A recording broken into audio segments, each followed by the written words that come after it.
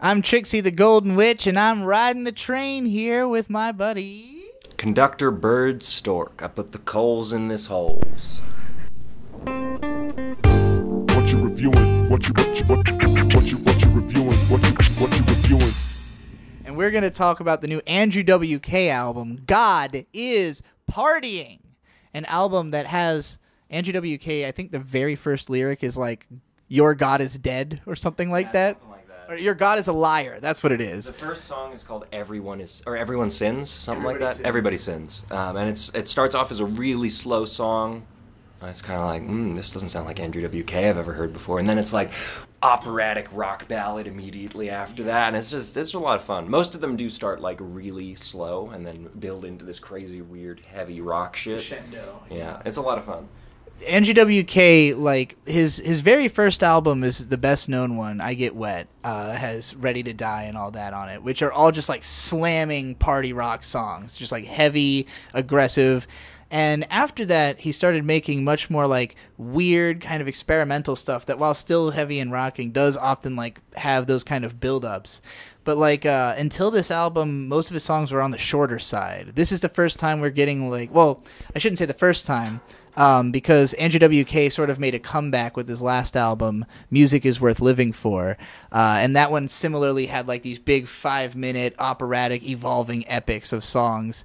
But that album was like all about being uplifting. It was like, hey, music is literally worth living for. Don't die, man. Like, and it's like aimed at people who are at the absolute rock bottom. Like, hey, you know, if your life is complete fucking dog shit, this album's here to help you through.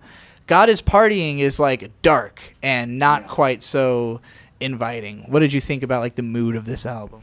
I don't know. It's not happy necessarily. I mean, it can be. Listening to all of it, like, it comes back around. But the first part of it really is just like, yeah, we all sin. Isn't that fucked? Isn't that messed up? The second track is Babylon, but it's spelled like B-A-B-A. B-U-L-O-N. Is that what it is? Babu? Babylon. Yeah, they're epic, dramatic songs that still kind of have like, I won't say tongue-in-cheek so much as just that like Andrew W.K.'s sincerity is goofy because it's just so in your face. But that's why I like that this one has a darker tinge to it, because like the first album is about partying, and it portrays it as like an uplifting, great, life-affirming thing, but also like, open your mouth, we're all gonna come in your face is the lyrics of one of the songs. So like, you know, with Music is Worth Living For, while I appreciated the uplifting messaging and all, at the same time I was like, you know, the aggression kind of isn't there. It's a little too...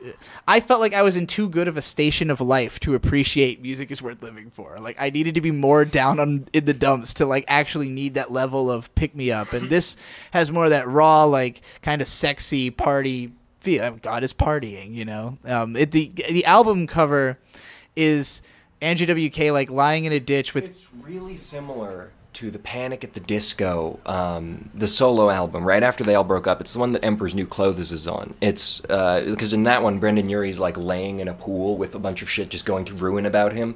In the album cover for God is Partying, it's just Andrew W.K. like laying on a street with garbage surrounding him. Piss all down his pants. Yeah. Looking disgusting. It's actually almost exactly the same as how Digibro is portrayed in the first chapter of Road to Radcon. Yeah, it's a hilarious album cover, and I was kind of just like really shocked how good this album was, because even though I love Andrew W.K., I think he's an amazing personality. I've been to one of his shows that was not quite a concert. It was called a party. It was a come party with Andrew W.K., and he performed like stripped down versions of his songs that were like just drum and bass, and did a lot of talking in between and like just kind of vibing. It was weird, but it was fun. And he's also been a part of the Brony community, because he is the reincarnation of Pinkie Pie, according to himself. He's been a motivational speaker. He was on Destroy, Build, Destroy, which I know you were a fan of as a kid. I was. Yeah, he recently tweeted out a picture. It was like Annihilate, or it was Regenerate, Annihilate, Regenerate, or something like that. I was like, oh, is he bringing it back, or is this just a meme? Oh, I hope he's bringing it back. But on the whole, this album's kind of really depressing. The first song we got out of this album was Stay True to Your Heart. It's what he uploaded onto YouTube, and it's a very, like, uplifting song. It might not be uplifting in the way it goes about being a song, like the vocals, the song, and all that. Kind of uplifting. Yeah. It's almost spiritual sounding. Yes. And I would say, having now listened to a full Andrew W.K. album front to back, instead of just having heard a lot of his little things like that, he really does read as like a spiritual guy more than anything. This album was more church for me than Donda. Like, the emotions that album was trying to get out of me, this one much more succeeded in doing. And like, my favorite track on this was called I'm in Heaven, and it's just this massively fucking heavy riff that's like like played on as many instruments as humanly fucking possible as he growls like take me to heaven. That is one of the songs that's going to be on my iPod forever. Like that's probably going to be in my like favorite songs of all time list before too very long, just because it sounds so immense. It's one of the heaviest sounding songs by what is not like traditionally a metal act that I've ever heard. Whoa. This is crazy. You can see the whole front end of this thing. Sorry, y'all. Yo, this is not a place I'd ever think I would stand. I mean, this is crazy. You can actually, like, it goes all the way to the front. That's what Andrew W.K. would be doing right now, for what it's worth. Hey, everyone, remember that train I snapped? Bird, do you have a favorite track from God is Partying? I think my favorite track would probably have to be Stay True to Your Heart. Stay true. Because it's like, oh man, yeah, I can agree with the message. He's getting to registers I don't usually hear Andrew W.K. in, and it's just a lot of fun. Yeah. That song, the song right before that, sounds like it is lifting off, like, from the earth all the way past, like, the 10th dimension. Like, it's a song that is just nonstop liftoff the whole way through. And then after that, you get into Stay True to Your Heart, and it feels like you're floating through fucking, like, clouds of space dust as the universe fucking restructures itself. It's nuts. The album just sounds so big. I will say I don't remember the second half as well as I do the first. And granted, I've only listened to this album all the way through once so far. It had enough of an impact that I was ready to talk about it. But I'm ready to listen to it many more times to get into the particulars of it. I'm sure there's probably some deep cuts that will leave an impact. But I'm in Heaven. Just ever since even mentioning it, it's just been soaring through my head, and I'm like, yeah, dude. So check this album out if you like heavy rock, if you like any Andrew W.K. This is like possibly his best album yet musically, and I'm feeling it. I would give it like a strong 8 to a light 9 based on my current impressions. So anyway, I'm Trixie the Golden Witch. I am also Trial of the Golden Witch. You can find my music.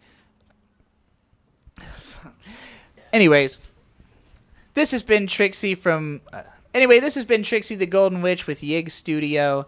You can find my music on this channel, as well as interviews with all sorts of musical artists and different personalities in the music sphere. The editor and producer of this channel, Vizzy, and I collaborate on it. You can find his music, other artists that we're friends with. Check out both of our other channels and all of our links to places that you can support us in the description below. Bird also has all his social media down there. One day we'll see him again, possibly. No, I live here now. And that's it, people.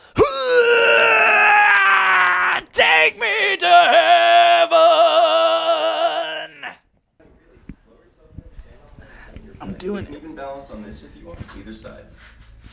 But yeah, we're in here. Okay. Look at it. This is great. It's like a 700 square foot apartment in Manhattan. Danny Mullen, not been inside. Why haven't you been in a train, you little bitch? I got in this train halfway through a music review. You can't get into a train in a regular video? Okay, I gotta do some kind of rapping in here. What song needs a train scene in it? What's my worst trait? What's my worst trait? Yeah. What's my worst? Yeah. Come on. let's go. What's my worst trait? What's my worst trait? What's my worst trait? What's my worst trait? What's my worst trait?